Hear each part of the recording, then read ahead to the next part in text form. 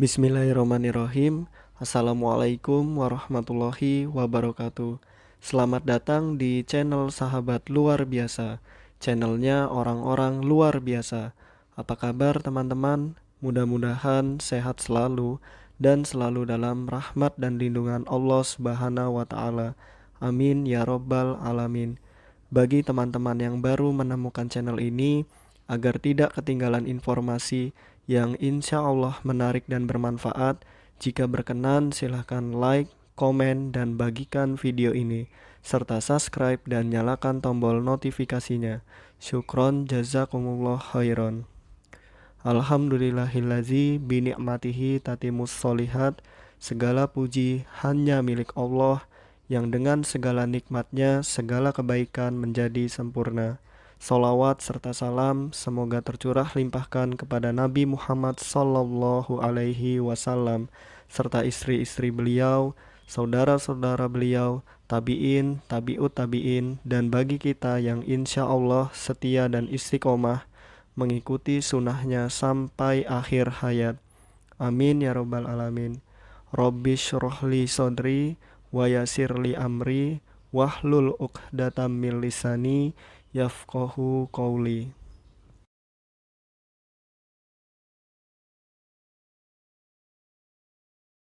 Kita masuk ke klasifikasi anak tunadaksa.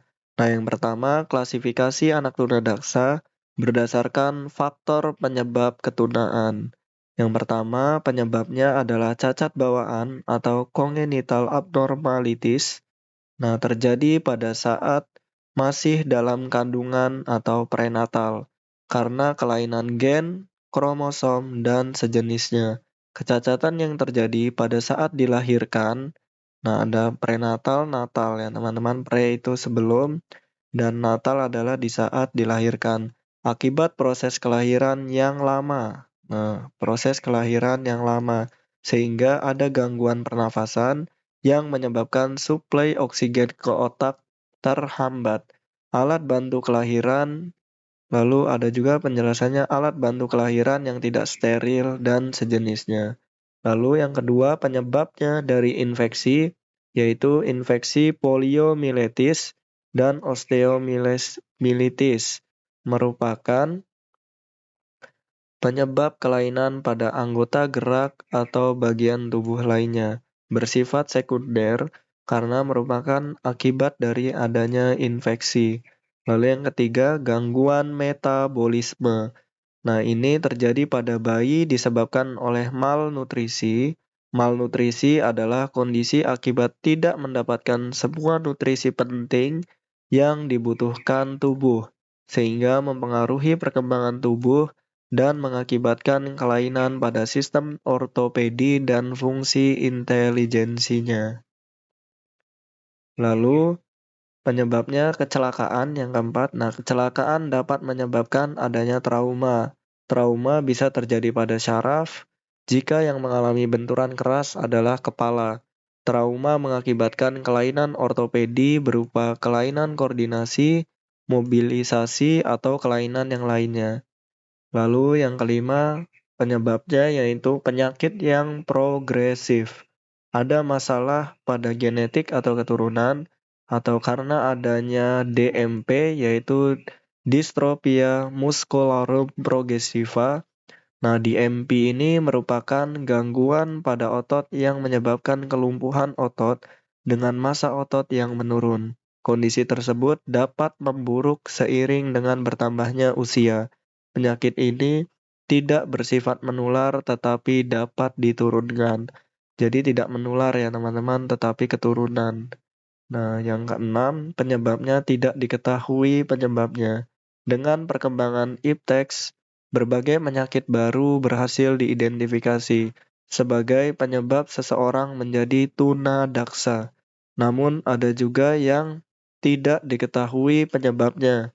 Hal ini terjadi karena sulit untuk mendeteksi faktor-faktor apa yang menyebabkan seseorang menjadi tunadaksa, sehingga dikelompokkan ke dalam jenis yang tidak diketahui penyebab ketunadaksaannya.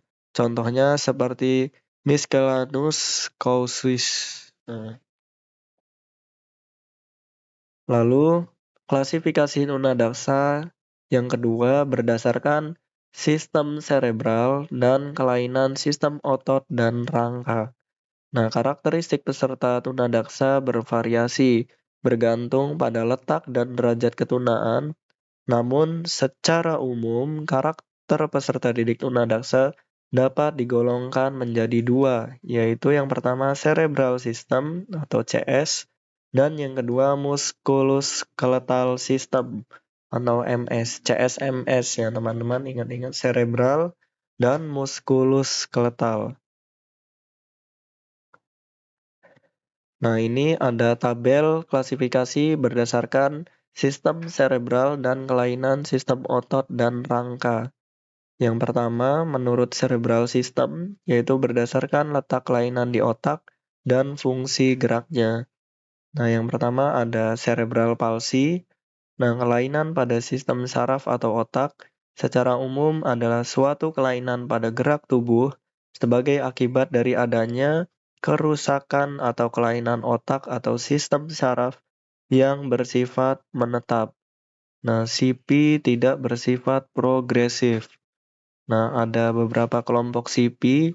Yang pertama ada CP spastik, yaitu ciri-cirinya kejang, tambah parah kalau marah, lalu berkurang kalau tenang. Yang kedua ada CP atetoid.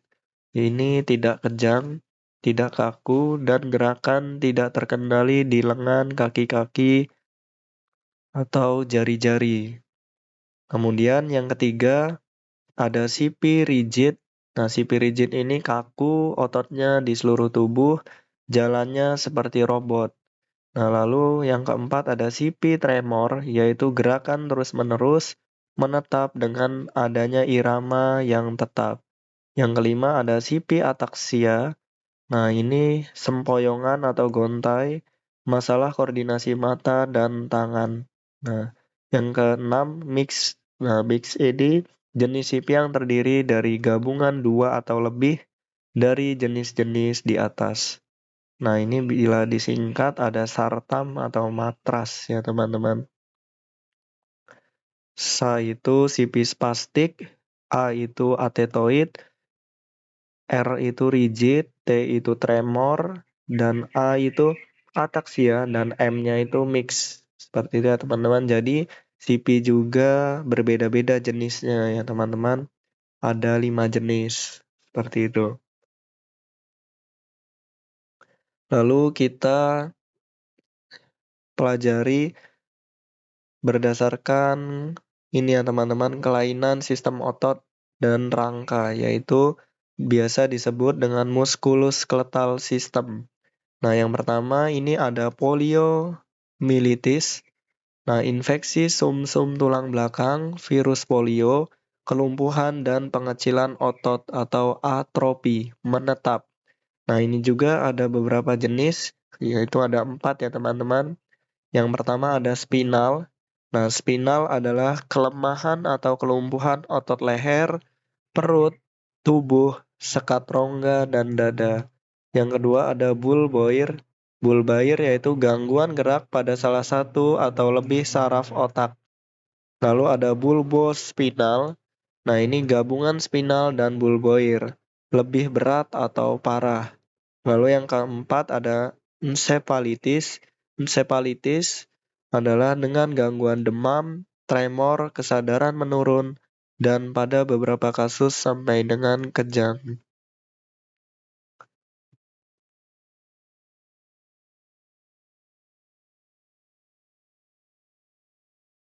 Lalu ada cerebral system berdasarkan jumlah anggota badan yang mengalami kelainan atau luas jaringan otak yang mengalami kerusakan.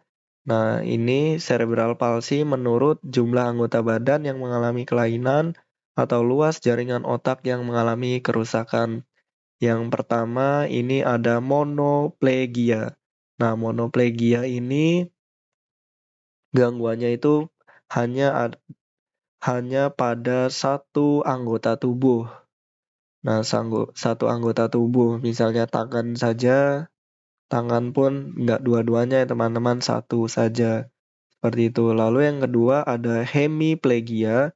Ini gangguan pada dua anggota tubuh, misalnya kaki kanan dan kaki kiri atau tangan kiri dan kaki kiri seperti itu. Pokoknya sebelah ya teman-teman. Lalu yang ketiga ada paraplegia. Nah, ini dua anggota tubuh bawah. Nah, jadi di bawah anggota tubuh bawah yaitu misalnya dua kaki, tapi tangannya masih normal. Seperti itu ya teman-teman. Lalu ada yang keempat diplegia. Ini empat anggota tubuh atas dan bawah. Nah, dua kaki lebih parah daripada dua tangan. Nah, jadi dua tangan dan dua kaki mengalami gangguan, tetapi dua kakinya lebih parah. Lalu yang kelima ada triplegia. Nah, triplegia ini gangguan pada tiga anggota tubuh, yaitu dua bawah, satu atas. Berarti misalnya dua kaki dan satu tangan. Misalnya kaki dua-duanya, tangannya hanya tangan kirinya saja. Seperti itu. Lalu yang keenam ada tetraplegia atau quadriplegia. Ini gangguan pada empat anggota tubuh. Jadi, cerebral palsy menurut jumlah anggota badan yang mengalami kelainan atau luas jaringan otak yang mengalami kerusakan, ada 6 ya teman-teman. Monoplegia, hemiplegia, paraplegia, diplegia, triplegia, dan tetraplegia atau quadriplegia. Nah, lalu berdasarkan muskuloskeletal system atau kemunduran atau kelemahan otot lurik sering terjadi pada laki-laki ya teman-teman ini. Nah, ada 4 ya teman-teman. Yang pertama ada progresiva. Nah, progresiva adalah muscle dystrophy progresiva atau MDP, lebih dari 10 tahun, sulit berjalan. Jadi usianya sudah lebih dari 10 tahun tapi masih sulit berjalan. Sebutan lainnya yaitu descens pseudohypertrophy. Yang kedua ada facioscapulohumeral. Nah, terjadi pada anak usia 7-20 tahun, terjadi secara perlahan, mulai dari otot muka, yaitu ekspresinya kaku. Lalu yang ketiga ada limb girdle. Nah, limb girdle ini lemah pada area panggul, paha, bahu, dan lengan. Kelemahan tersebut mempengaruhi gerak sehingga butuh alat bantu untuk berjalan. Nah, lalu yang keempat ada myotonic atrophy atau muscle dystrophy ya teman-teman. Lemah otot lengan atas, tungkai leher, menyebabkan gangguan gerak kepala dan mobilitas. Lalu berdasarkan ini masih cerebral. Sekarang kita ke cerebral palsy atau cerebral system ya teman-teman. Mohon maaf. Nah, cerebral system berdasarkan derajat gangguan. Nah, cerebral palsy ini derajatnya ada 3. Yang pertama, CP ringan. Nah, CP ringan ini masih mampu berjalan tanpa alat bantu khusus, bicaranya jelas, dan masih bisa hidup mandiri. Sedangkan cerebral palsy sedang, ini butuh bantuan orang lain untuk latihan berjalan, pakai alat bantu seperti crutch, brace, walker, dan crook. Lalu CP berat yang terakhir, yaitu ketergantungan orang lain, membutuhkan perawatan dan ambulansi. Lalu kita ke klasifikasi berdasarkan kelainan sistem otot dan rangka atau musculoskeletal system. Nah, berdasarkan 1 atau 3 ruas tulang belakang terbuka. Nah, ini disebut dengan spina bifida atau SB. Nah, ini bagi teman-teman yang awas, ada gambarnya ya teman-teman. Perbedaan antara yang normal spine, lalu spina bifida occulta, lalu ada meningoles, lalu ada myelomeningoles. Nah, ada 4. Yang pertama ada normal spine, ini tidak ada benjolan. Yang kedua SB occulta, ini tampak seperti membesar ya teman-teman tulangnya itu. Lalu ada meningocele, ini meningocele terdapat benjolan yang agak besar. Lalu yang keempat ada myelomeninggoles. Nah, ini benjolannya yang paling besar ya, teman-teman. Baik teman-teman, mungkin itu saja yang dapat saya bagikan. Apabila ada kebenaran, pastikan itu datangnya dari Allah Subhanahu wa taala, dan apabila ada kesalahan, pastikan itu datangnya dari saya. Maka apabila ada kebenaran, mohon doakan kebaikan, dan apabila ada kesalahan, mohon dimaafkan dan diingatkan. Syukron jazakumullah khairan. Allahumma inni as'aluka ilman nafi'an wa rizqan thayyiban wa amalan mutaqabbalan. Subhanakallahumma wa bihamdika asyhadu an la ilaha illa anta astaghfiruka wa atubu ilaik. Wassalamualaikum warahmatullahi wabarakatuh.